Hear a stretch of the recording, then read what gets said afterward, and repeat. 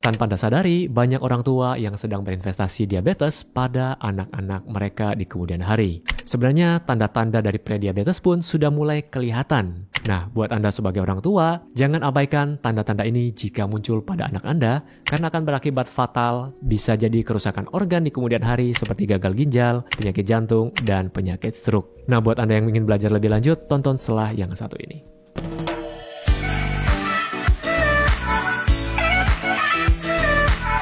Halo Sobat Sehat, jumpa lagi dengan saya Dr. Sung, dan di video kali ini saya akan membahas diabetes pada anak-anak. Apa saja tanda dan gejalanya, nanti akan kita bahas lebih detail di dalam video ini. Nah, untuk Anda para orang tua yang ingin belajar lebih dalam lagi, yang ingin belajar lebih detail lagi, saya sudah bikin ada 2 ebook ya. Judulnya Reverse Diabetes, dan ebook ini merupakan ebook yang bergambar, ya seperti ada gambar animnya gitu. Jadi berwarna juga.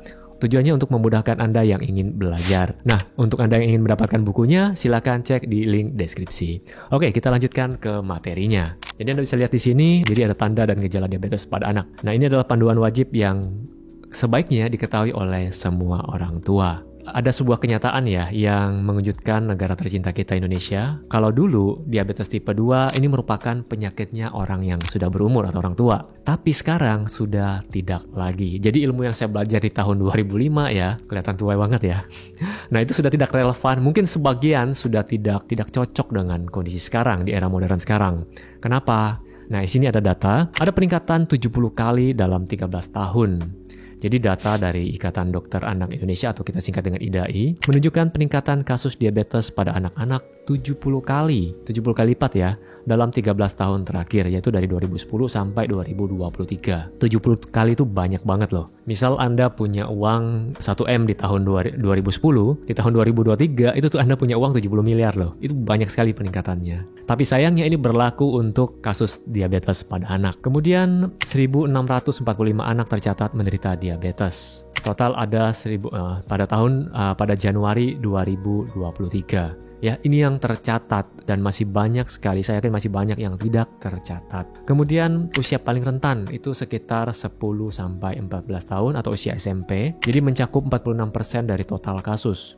Kemudian anak perempuan sedikit lebih banyak terdampak ya, sekitar 60% kasus. Kemudian apa sih permasalahannya? Bukan kurang insulin, tapi insulin yang tidak mempan ya. Jadi kalau diabetes pada anak itu kan biasanya yang kita ketahui adalah diabetes tipe 1 karena paling sering adalah autoimun menyerang sel beta pankreas. Akhirnya pankreas ini tidak mampu untuk memproduksi insulin. Nah, tapi yang mulai banyak terjadi pada anak-anak sekarang karena pola hidupnya. Jadi pankreas ini sebenarnya masih berfungsi dengan baik. Hanya saja insulinnya sudah tidak peka lagi atau sudah tidak mempan ya. Jadi masalahnya tubuh anak sebenarnya masih memproduksi insulin, hormon pengatur gula darah, tapi sel-sel tubuh menjadi kebal atau resisten terhadap kerja insulin. Apa akibatnya? Gula darah tidak bisa masuk ke dalam sel tubuh untuk dirubah menjadi energi. Gula akhirnya menumpuk di dalam darah, merusak organ tubuh secara perlahan. Jadi bukan berarti Anda gula darahnya hari ini tinggi, kemudian Anda langsung sel-sel tubuh rusak. Enggak, dia bertahap. Penyebab utamanya adalah gaya hidup modern dan obesitas. Jebakan, jadi slide ketiga ini, jebakan gaya hidup modern. Ada jebakan makanan dan minuman manis. Jadi kita tahu sendiri 10 tahun terakhir ya, 1 dekade terakhir, itu kita untuk beli sesuatu, beli makanan terutama, beli minuman ya, itu mudah sekali. Kalau zaman dulu mungkin anak-anak Anda yang dulu ya, yang sekarang sudah usia dewasa, coba perhatikan. Dulu ketika Anda ingin minta misalnya es teh manis deh, ya kan tuh banyak dijual tuh di warung-warung. Paling tidak Anda butuh effort. Anda minta uang ke orang tua Anda, misalnya harganya dulu masih 500 ya sebungkus. Nah, itu Anda butuh jalan kaki atau paling tidak naik sepeda ya. Nah, kalau zaman sekarang tinggal pesan, tinggal mencet, kita duduk gini melalui HP, kita pesan. Dan biasanya anak-anak di HP anak-anak tersebut sudah ada aplikasinya, sudah ada saldonya, terserah mereka mau pesan apa gitu. Nah, itu kebiasaan buruk yang pertama. Jadi kebiasaan minuman manis, boba, teh kemasan, soda, jus kotak, minuman teh, kopi kekinian. Kemudian kebiasaan makanan olahan, sosis nugget, dan makanan cepat saji. Ya, ini minimarket, cuman beberapa rumah dari rumah Anda mungkin sudah ada ya minimarket. Itu pun Anda malas jalan, naik kendaraan gitu. Kemudian kebiasaan camilan tinggi, ya tinggi gula dan tepung. Contohnya kue, biskuit, keripik. Lalu ada jebakan kurang gerak atau gaya hidup sedentary. Terlalu banyak waktu di depan layar atau kita sebut dengan screen time, entah itu dari gadget, ya dari HP atau dari televisi. atau main game mungkin. Kemudian waktu bermain di luar rumah juga berkurang. Kurangnya fasilitas bermain yang aman. Siapa di sini yang anak-anaknya masih main layangan atau paling tidak main kejar-kejaran, main sepak bola? Berapa banyak yang masih lakukan aktivitas seperti itu? Komen di bawah. Jadi saya punya beberapa pasien, terutama yang ibu-ibu. Mereka kalau sudah hari libur, misalnya liburnya panjang, kan barusan ini libur panjang nih, ini baru masuk sekolah tanggal 14. Libur lumayan lama, 1 bulan lebih. Mereka sudah mulai mikir nih, anak saya mau dibawa kemana? Karena kalau dibiarin di rumah, kerjanya hanya main game di HP. Kemudian ada lagi yang ketiga, jebakan kurang tidur dan stres. Begadang karena bermain HP atau mengerjakan tugas. Kemudian kurang tidur juga akan mengganggu hormon pengatur nafsu makan dan gula darah. Jadi mungkin Anda sering lihat ya berseliweran di Instagram. Kalau kurang tidur, banyak sekali penelitian yang mengatakan kurang tidur akan berpotensi meningkatkan diabetes. Kita masuk ke obesitas dan faktor resiko terkuat. Nah, musuh utama yang pertama ya untuk diabetes adalah obesitas. Obesitas adalah faktor resiko terkuat penyebab diabetes tipe 2 pada anak. Tumpukan lemak berlebih, terutama di perut, membuat tubuh semakin kebal terhadap insulin atau kita sebut dengan resistensi insulin. Ini adalah tren regional. Di Malaysia, 1 dari 3 remaja sudah kelebihan berat badan atau obesitas. Ini sudah mengikuti Amerika ya. Jadi banyak sekali kan makanan food fast masuk ke Asia Tenggara. Kemudian di Thailand, peningkatan kasus diabetes anak sejalan dengan peningkatan obesitas. Indonesia juga menghadapi tren yang sama. So, menjaga berat badan ideal pada anak adalah langkah untuk pencegahan. Jadi salah satu langkah untuk pencegahan. Kemudian bagaimana cara mengetahui tanda-tanda bahaya? Jadi tanda-tanda bahaya yang harus diwaspadai. Yang pertama, anak Anda sering haus dan banyak minum, atau kita sebut dengan polidipsi. Jadi haus terus-terusan meskipun sudah banyak minum.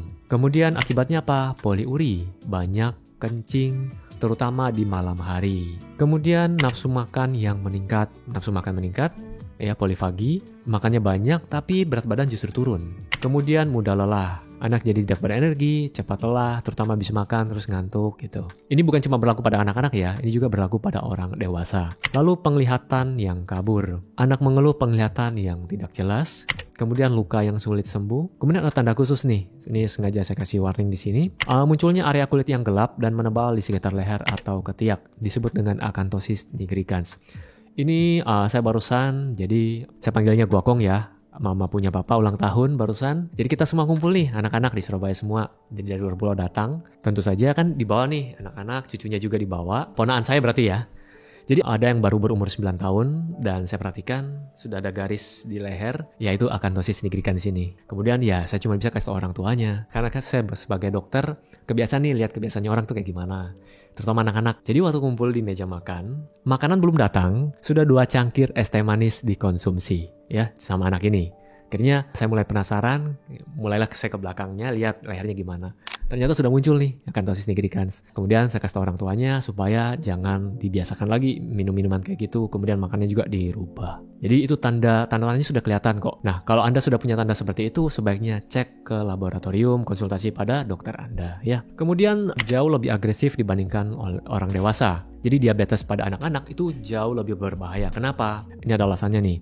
Kerusakan organ yang lebih cepat. Jadi komplikasi pada orang dewasa membutuhkan waktu sekitar 10-20 tahun. Ada juga yang mengatakan 5-20 tahun ya untuk muncul. Kalau anak-anak dia lebih cepat, bisa 5-10 tahun setelah didiagnosa. Jadi setelah didiagnosa diabetes, kalau tidak dirubah, nah dia akan dalam waktu 5-10 tahun akan muncul komplikasinya nih, kerusakan organ. Kemudian kerusakan sel pankreas yang lebih cepat. Kemampuan tubuh untuk memproduksi insulin akan menurun drastis dan membuat anak lebih cepat membutuhkan suntikan insulin. Lalu resiko komplikasi lebih tinggi anak dengan diabetes tipe 2 dibandingkan dengan tipe 1. Artinya, anak bisa mengalami gagal ginjal atau penyakit jantung di usia 20-an atau 30-an. Ini bukan menakut-nakuti, pasien saya yang kena stroke itu termuda yang pernah saya tangani ya. Ada usia 27 tahun, kemudian ada usia 31, ada usia 33, dan ada usia 35 tahun. Kemudian kerusakan sistemik jika tidak dikendalikan. Ini ada efek domino komplikasi serius, jantung dan pembuluh darah, resiko tekanan darah tinggi, kemudian ada serangan jantung dan stroke di usia muda, gigi dan gusi, rentan infeksi, kemudian ginjal, kerusakan filter ginjal yang bisa berujung pada gagal ginjal dan cuci darah. Nah ini saat ini sudah mulai banyak ya anak-anak. Saya punya pasien yang cuci darah, beberapa orang yang sekalian terapi untuk akupuntur ya. Karena efek samping dari cuci darah itu ada yang mual, ada yang sakit kepala gitu. Kalau pola makan kan sudah pasti ada ahli gizinya di sana. Saya tanya, usia berapa saja nih yang sudah cuci darah, pasien-pasien cuci darah? Katanya sudah mulai ada anak remaja ya, usia-usia muda, usia 2 bulan itu sudah ada loh. Kemudian mata, kerusakan retina yang dapat menyebabkan kebutaan. Lalu syaraf, rasa nyeri, kesemutan, hingga mati rasa di telapak tangan dan kaki juga bisa merusak sistem pencernaan. Kemudian ada beban yang tidak terlihat, contohnya seperti stres, cemas, depresi. Kalau kita bilang sekarang, ya mental health-nya ikut terganggu ya. Jadi dampak pada orang tua dan keluarga, diagnosis ini membawa stres, kesedihan, dan beban finansial yang berat. Sekali lagi, kalau sudah sakit, apalagi sampai komplikasi, biayanya tidak murah. Kita tahu sendiri ya, biaya kesehatan di Indonesia ya mahalnya pakai banget gitu. Lingkaran setan, stres dapat memperburuk kadar gula darah, dan ketika kadar gula darah naik juga akan memperburuk stres yang sudah ada. Jadi kayak lingkaran setan gitu.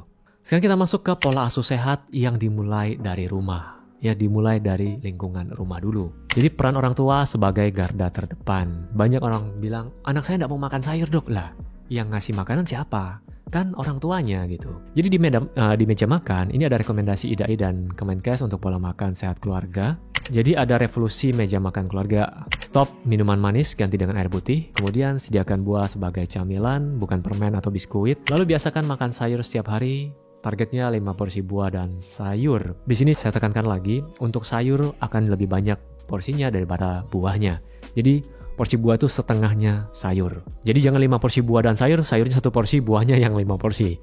Tidak seperti itu. Jadi sayurnya yang lebih banyak. Kemudian kurangi makanan instan dan olahan, masak makanan segar di rumah. Kontrol porsi makan, gunakan piring, jangan makan dari kemasan. Kemudian bergerak bersama atau sehat bersama. Jadi aksi nyata di luar meja makan. Kalau tadi untuk meja makan ya, sekarang di luar meja makan nih, apa yang harus dilakukan? Aktif bergerak minimal 60 menit.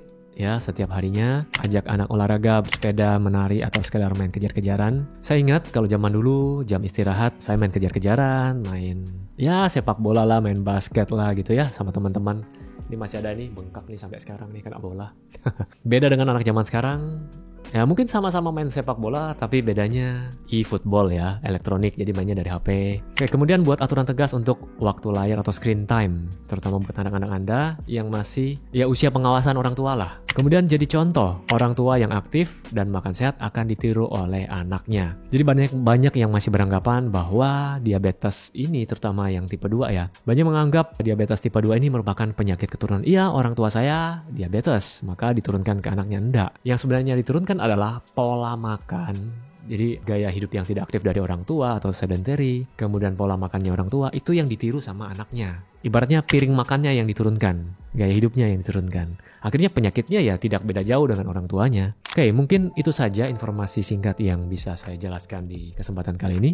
Semoga Anda bisa paham, dan sekali lagi buat Anda orang tua yang ingin belajar lebih lanjut supaya bisa paham diabetes, kemudian bisa cari tahu apa sih gejala-gejala awalnya. Tidak lupa ingatkan lagi untuk e-booknya ada di link deskripsi. Semoga bisa bermanfaat. Sampai jumpa di video saya selanjutnya. Salam hebat luar biasa.